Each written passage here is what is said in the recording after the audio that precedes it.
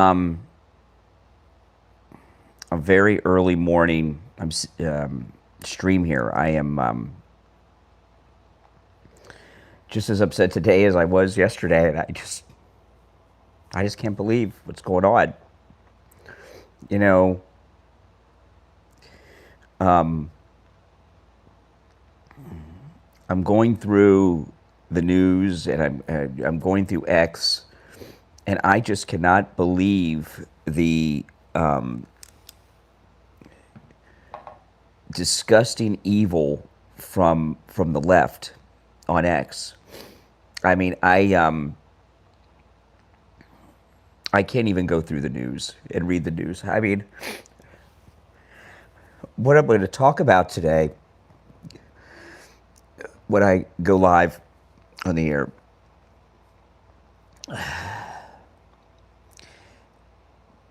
Charlie Kirk, I've talked about this for years about Charlie Kirk. You know, the MAGA movement is a civil rights movement. It's the largest civil rights movement ever in the history of the United States.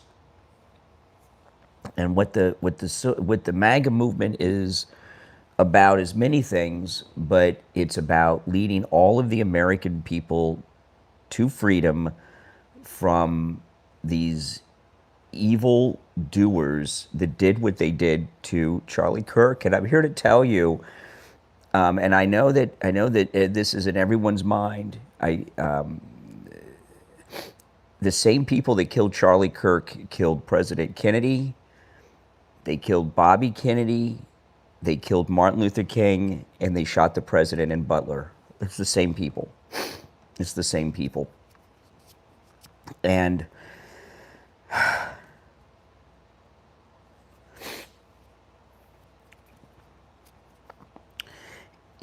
you know, Charlie Kirk is I can't even talk. I wish I didn't have to today, but I have to. See, there was I went to bed early last night because I couldn't bear. I went to bed. I watched Laura Ingraham, and then I watched the beginning of Jesse Waters, but I went to sleep. I just couldn't hear it anymore. And then I saw this morning. I've been up for a couple of hours. I just couldn't sleep. And there was an expert on with Jesse Waters last night who said what I was talking about yesterday. This was a professional hit. This was a professional hit, and I've never felt this way before with one of these things that have happened. It's frightening. It's god awful, and the reason he was killed by these people is because he was such a powerful leader. Next to Donald Trump, Charlie Kirk's the number 2 most influential. And notice I say is,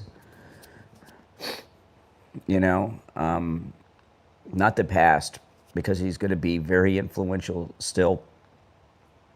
But Charlie Kirk, next to President Trump, has been for a long time the most influential person in America. Look at this incident with the train attack.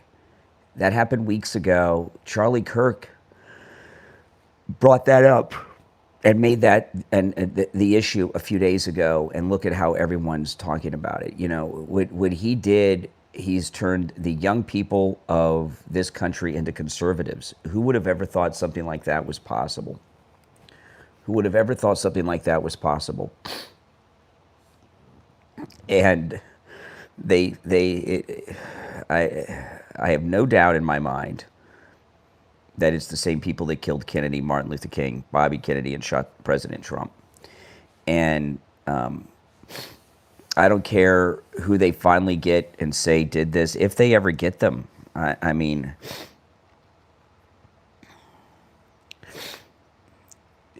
I'm shocked that they don't have somebody already. They're patsy. You know, they're patsy. I was talking to Steve on the phone when this was going on yesterday, Steve Kane, and I told him, I said, whoever they get is another Oswald. It's another Oswald.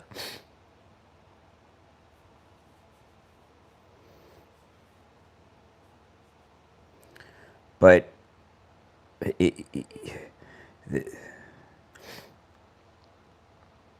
they did this because he is so influential, right? They did this because he is so influential. So it has to do with how influential he is now. It has to do with the midterms, you know. And Charlie Kirk, you know, when I say that Turning Point USA and the MAGA movement is a civil rights organization, I don't say that lightly. I've been telling you guys for a long time that President Trump is a civil rights leader, and he is. And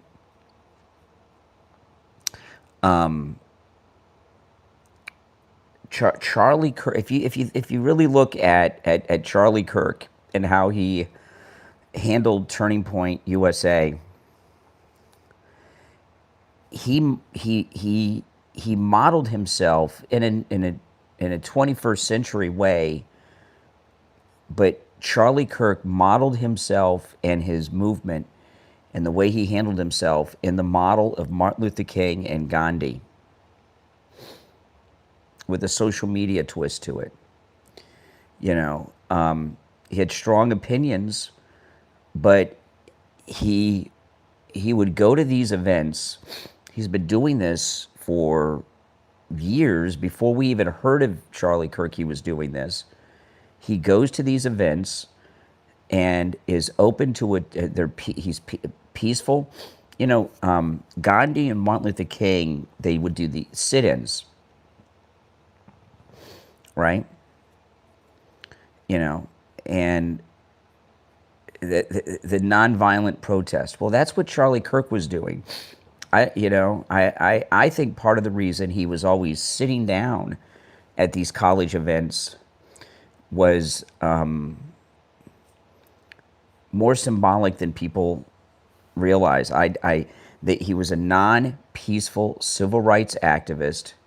He would talk to anyone to have a dialogue, and he knew, Charlie Kirk knew, that the dialogue is what wins people over, and that's why he's been so successful with turning so many young people into conservatives. He's woken up so many people. This is frightening to the left. You know, they've lost the youth. You know, and I know there's a lot of talk who's going to take over, and everyone said no one can be Charlie Kirk. The only person that I can think of, that could take over Turning Point USA right now, there's only one person that could take it over, and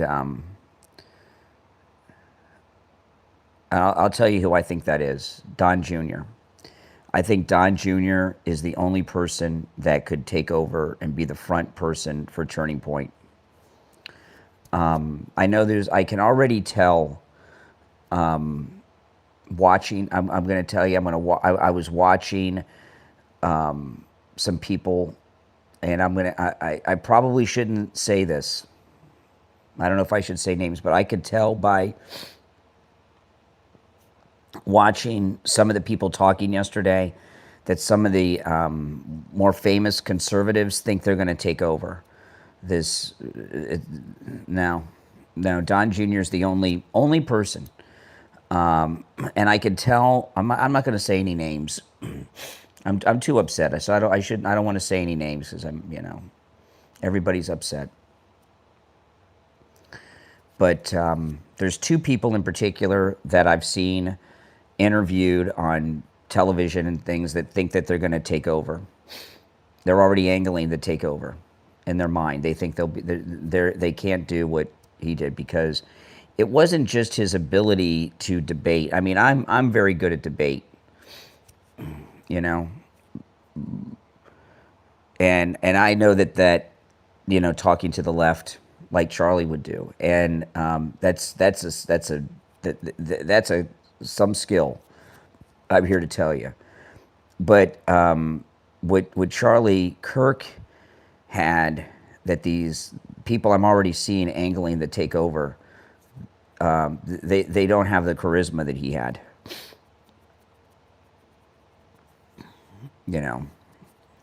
But I only see Don Jr. as the only person I could think of who could become the face of Turning Point. Yeah. I can't think of anybody else.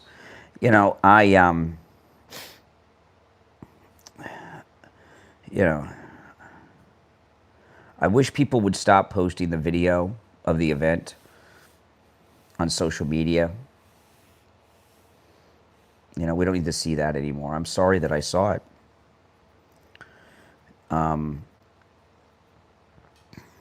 And I'm not. I don't know what I'm going to do on the air today. I want to take your calls on it so you can tell me how you feel. I'm not going to put up with 6 psycho liberals saying terrible things.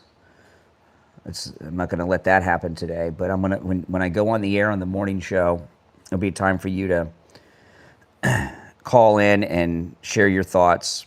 I mean, I'm here online doing all my show prep, and I'm not going to play these monsters that were saying terrible things. I might play just the couple, like the Katie Tur, that jerk off on MSNBC, Elizabeth Warren. I might play a couple of those things, but I'm not going to spend the whole day playing these monsters.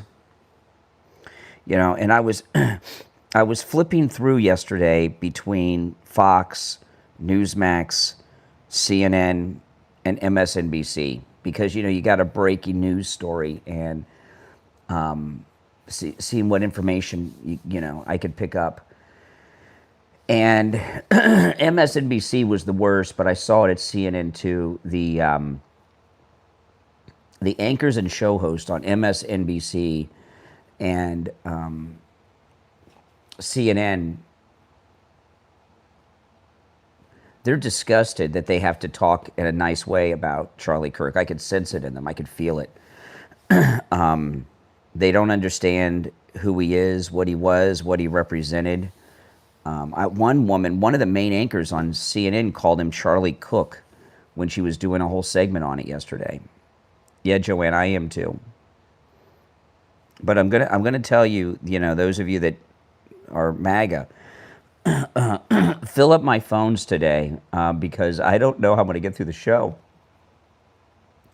And I'm not going to talk to these liberal monsters. I'm just not going to do it. And I'm surprised how it's affecting me. But this was an attack on all of us. All of us. This was you've heard it said, this was a political assassination to bring down a political movement. That's what it was. And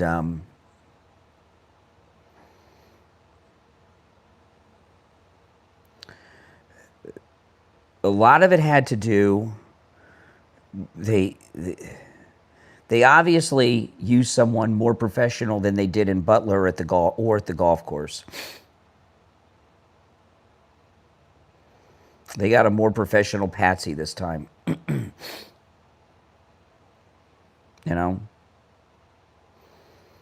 And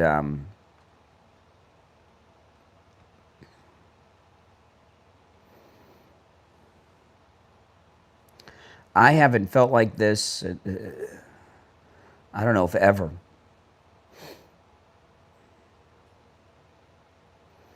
Ever. And they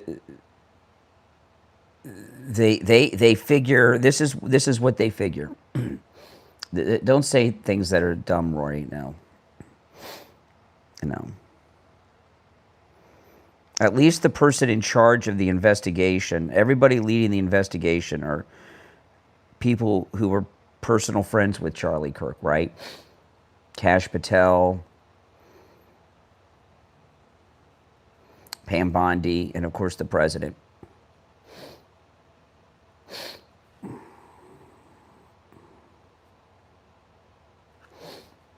Now,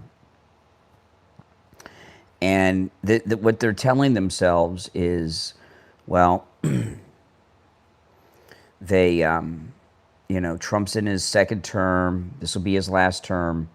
This was about the future of the movement. And they took him out because of his influence. They think they've taken out the future of the MAGA movement because whoever is the second MAGA president after President Trump, they know that Charlie Kirk's endorsement and backing of that person would be vital.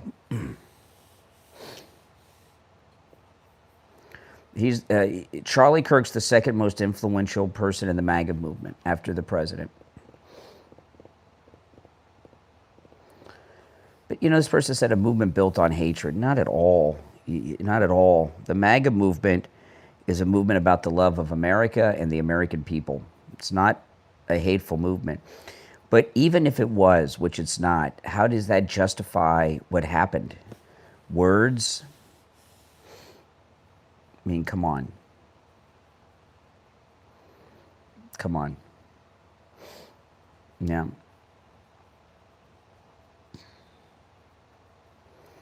You know, and this is, I mean, do you agree with me, yes or no? And I know this is a vague way to say this, okay? But I started the stream, then I got to get going because I got to get ready to get on the air. I just don't know what to do. I mean, I don't want to go on the air. I have to go on the air. It's going to be very difficult. This may be the most difficult. This is, you know, when they shot President Trump, he got right back up. So we knew he was okay. This is just so different. This is, and it's 9/11. You know. But part of this is, at least after 9/11, we knew who did it. But this is what I believe. This is what I believe. And let me know, yes or no, do you agree with this statement? And I know this is a vague way to say it, but I think it's the right way to say it. I believe Charlie Kirk was assassinated by the same people who killed President Kennedy, Senator Bobby Kennedy, Martin Luther King, and who shot President Trump in Butler and tried to do it again at the golf course. I think it's the same people. I thought that immediately. Yeah. Yeah. Yeah. Yeah. But I'm going to ask you guys that are, you know, to fill up my phones today, because I don't want to talk to these liberal monsters unless they want to say the right things in a moment like this, which I don't think they will. And I just don't know how I'm going to do the show today. I don't know how I'm going to do the show today. I mean, what do you say? I mean, you know.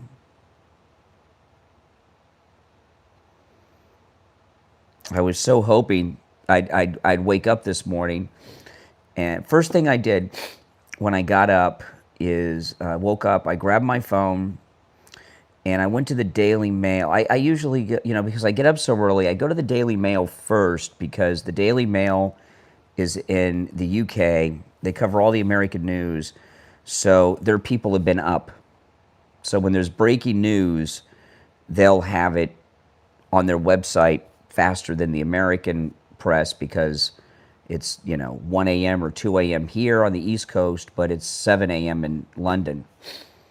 And when I woke up and grabbed my phone, I was just hoping that this patsy assassin would have been identified at least, or better yet, arrested. And I was shocked, really, that hasn't happened. And I know they could very well get the person, and it'll seem like a normal person. I'm not going to buy that. I'm not going to buy that. And this is a political assassination. It's terrorism. It's terrorism. These outdoor events at the colleges will stop, which will have over the long term, will have a tremendous negative impact on the Turning Point movement, the MAGA movement. That's one of the things they wanted to stop. I mean, throughout history of the communist revolution period, right? These leftist communist revolutions have, in large part, began on at the universities. Even Thomas Jefferson, he was a young man, and so when he got involved, if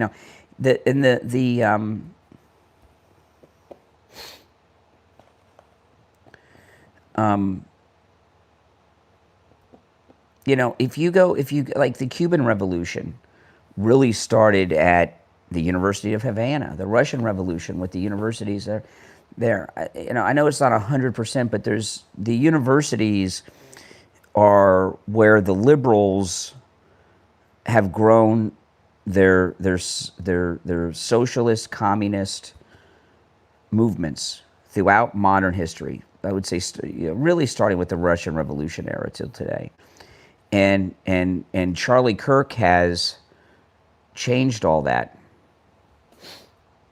He's changed all that. He's turned the universities into conservative places where conservatism is growing, and they know their movement with Charlie Kirk is gone. I mean, look, we've seen this since the Tesla protest, right? The Tesla protests were filled with gray-haired, blue-haired old ladies and men. The liberal and most of them are gay at these events. I mean, look on this channel. I went to a Tesla protest. Right, the video's up here. Look at the age. I was like a kid. I'm 54. I was like a kid compared to most of the people there. Their movement is dying, and in large part they're not brainwashing new liberals at the universities, because of Charlie Kirk and Turning Point, and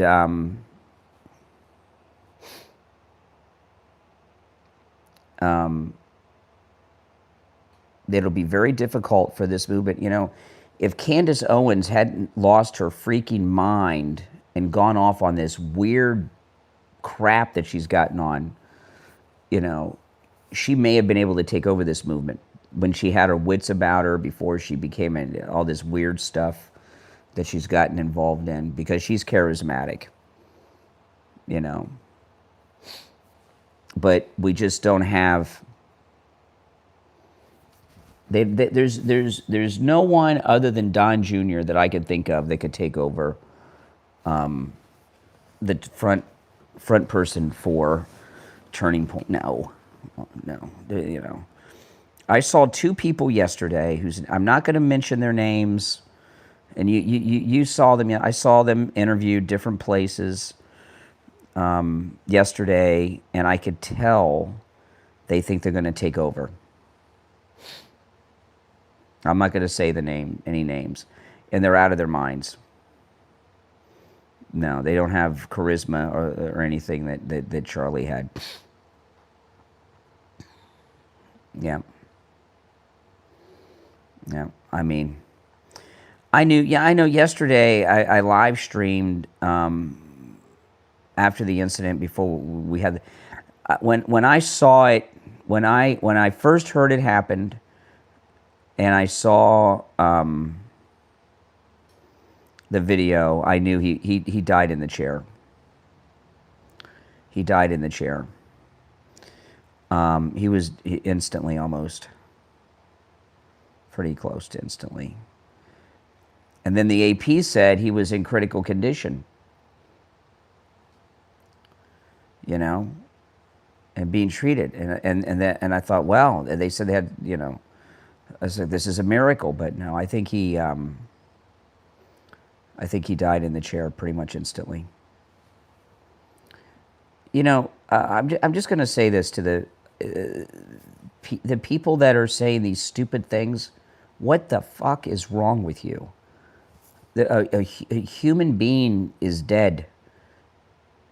What is this? Is this what's happened with this social media Call of Duty generation, that they don't see people as real people? I've never seen this. I mean, they're acting like he was Bin Laden or BTK. All he did was talk in a peaceful movement. I just don't understand these people that are saying these twisted things. I just don't. I don't get it. Sick individuals. It's a really sad statement on our society. But, you know, I'll tell you, people are sick of this. People are sick and tired of this crap from the left. You know,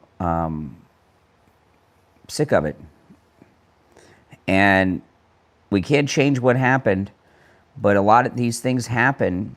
These terrible things happen, and it can cause great change. You know, in my thumbnail for the morning show, I put in there MAGA martyrs in the thumbnail, and that's true. And the left is almost completely wiped out due to their own sickness already. But this is going to end the left as we know it as a political movement. I mean, look at this Elizabeth Warren. What a heartless, psychotic lunatic. She's like these idiots in the chat that you see, or these people that have been putting videos up on social. Yeah. No, there's no conservative influencer out there that could take. And I'm not saying, like, when somebody dies, people say there'll never be another Rush, there'll never be another Charlie Kirk. I don't mean it in that. That's true. I don't mean it in that way. Turning Point was Charlie Kirk. There's none of these conservative influencers out there have the ability and the charisma or the likability and everything else that, you know, Charlie Kirk has, that movie star quality. None of these people could take over. That's why I say the only person I could think of that could take over as the front person for Turning Point and be successful would be Don Jr. None of these other people. And the couple of people that I've seen that I can tell by what maybe I listen and see in a different way because I'm in this industry, but there's two people in particular that I've seen on television and online since this incident, and I could tell both of these guys who are so full of themselves, they're saying all the right things about Charlie Kirk, but I could see that in their mind they think they are, no, not Scott Presler. Scott Presler couldn't, no. These two guys in particular, they think that they can replace Charlie Kirk, and it's just not going to happen. I'm not going to say any names right now. I'm too upset to say those names right now. But I don't know. Do you guys agree with me? And you may know who I'm talking. There's two. I'm not going to say their names. I'm not going to say their names. And they can't. They can't. No, not Megyn Kelly. The only thing I'll tell you is they're both men. Mm-hmm. I'm not going to say names or confirm or deny anything people write in the chat, because when I'm upset like this, I mean, I am surprised how it's affecting me. I really am. It's just so unexpected. Yep. Mm.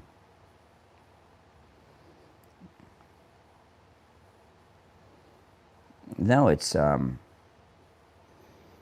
just god awful. This was planned for a while. This was not something that just came up this week. This was planned for a while. For this person to have gotten away, I mean, come on. How many people were in the crowd? 2,000? That means there were minimum 1,000 cameras going, everybody's phone. They were at an event. Half the people at least had to have a camera out, and they were all over the place on the rooftops and everything. And all we have is that footage from far away of the roof, two videos. There's literally thousands of videos exist of that event before, during, and after. And we've seen nothing. Mm-mm. What's what I said? This is, I said this yesterday.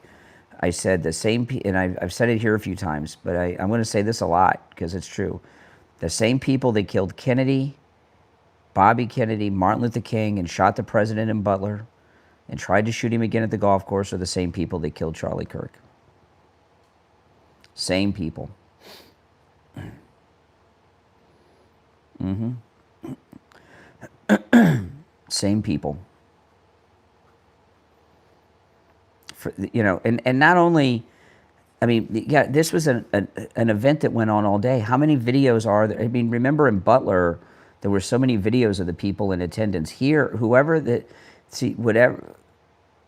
this is what they did. They said, oh, they made sure that they corrected their mistakes of Butler. So they had the person out of sight. You have people, this was an all-day event. The people were there taking videos and photos on their phones all day, before, during, and even after. On top of the security cameras at the college. And I got to tell you, here we are 12 hours later, right? A little more than that. And we haven't seen any of the surveillance video, still images from the college. I'm in shock. I thought for sure I would have woken up and saw at least that. right? But nope. Nope.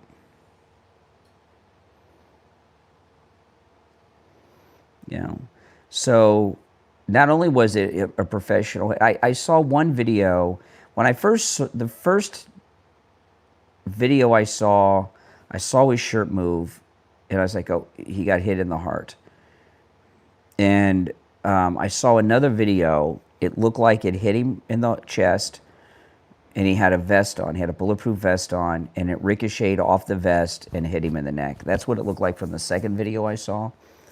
But that was a professional shot. You know, I've owned guns and shot my entire life. I've owned guns since I was 12 years old. And that, you know, it was one shot too. One shot. It's crazy. I mean, whoever did it was a better shot than Oswald, because Oswald, how many times did Oswald shoot? One shot. And it's not Israel. Don't let people get into it. It's not Israel. 3, yeah. Oswald got off 3 shots, and it was the third one. This person, it was one shot. And to take a shot that far away with that accuracy, you know, you know, you've got to be a professional shooter. Because, like, I'll tell you, like, I was on a cruise once, and I was shooting skeet off the back of the ship. And skeet shooting on a they don't let you do skeet shooting on cruise ships anymore. This was a long time ago. This was in the 90s. And the ships were sailing out in the middle of the ocean. The ship's sailing pretty fast. So the ship's moving, they shoot the skeet's moving. And the way you do it is, it's 10, I'm a very good shot. It's 10, it was with a shotgun. And it was, you know, you'd shoot 10 skeet.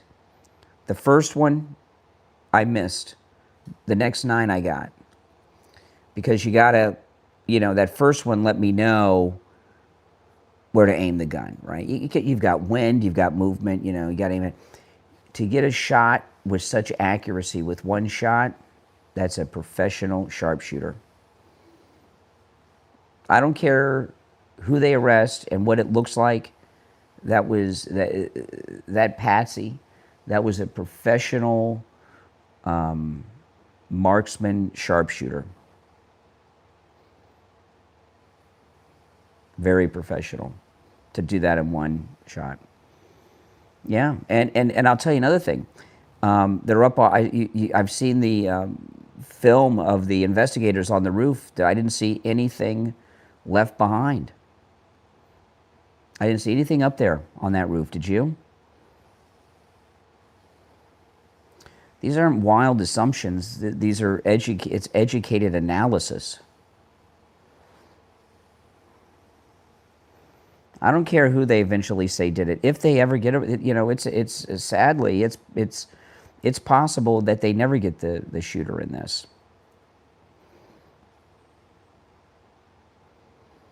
Yeah. There's a lot of things. You've got the distance, you know. You've got the anxiousness of the event. It's not that easy. Not that easy. And Charlie, even though he was sitting, he was moving too. He was moving. You know, no, that was,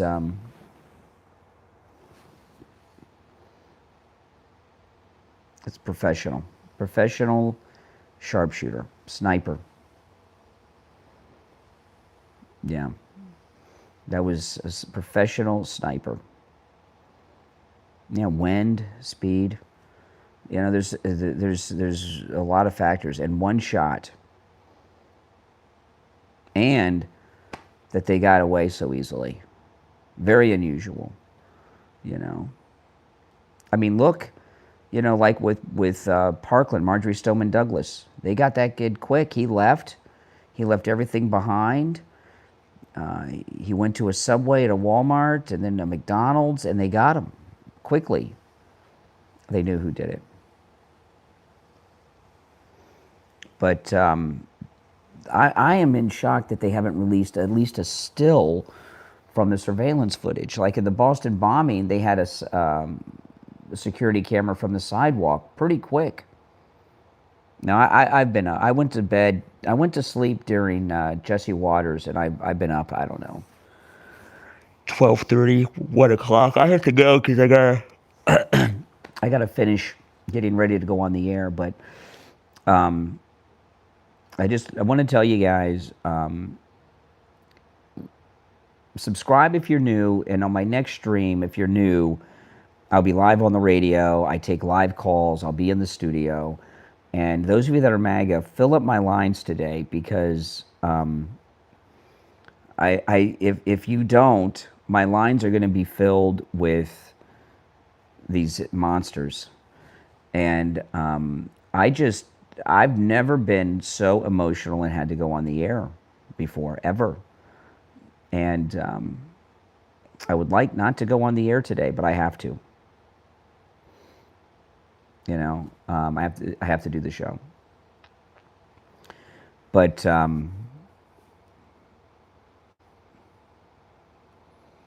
don't know if I'll come on early today or not. I don't know.